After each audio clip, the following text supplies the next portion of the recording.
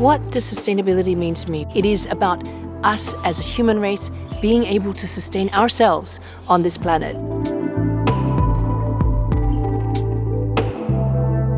Those seeds of being conscious about the world that we live in and our effect on it were planted in my mind from a very young age, because my mom was always talking about living off the grid, being self-sustainable, and then it just so happens that I was blessed with the platform that I was given in terms of a voice and a presence across Asia. In a time where there's so much uncertainty and anxiety about the world, I think it's so wonderful that we have such easy access to these green spaces here in Singapore.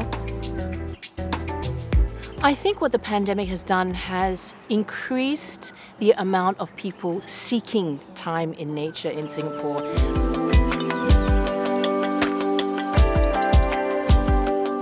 We do have really special species here, and in fact endangered, like the Raffles banded langur.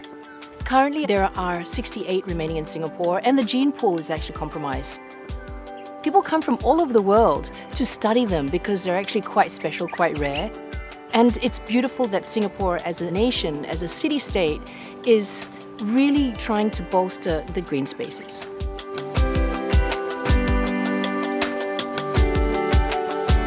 Singapore has a focus on being able to produce a lot more of its own food, and there's a huge push at the moment for plant-based protein alternatives. So it's really encouraging to see all of these startups and technologies happening.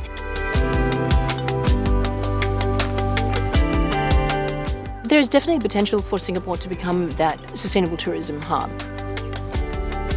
What I would love to see is for more tourists who travel through the region, that they get to know all of these wonderful natural spaces that Singapore has, whether it's the reservoirs, whether it's the parks, whether it's coming out to find some of these really, really special species and endangered species. Because a lot of the time people who come through Singapore, they think shopping and they think Orchard Road and all of these things, but we have these beautiful green spaces. I think Singapore is doing a wonderful job in bringing so much greenery into the city.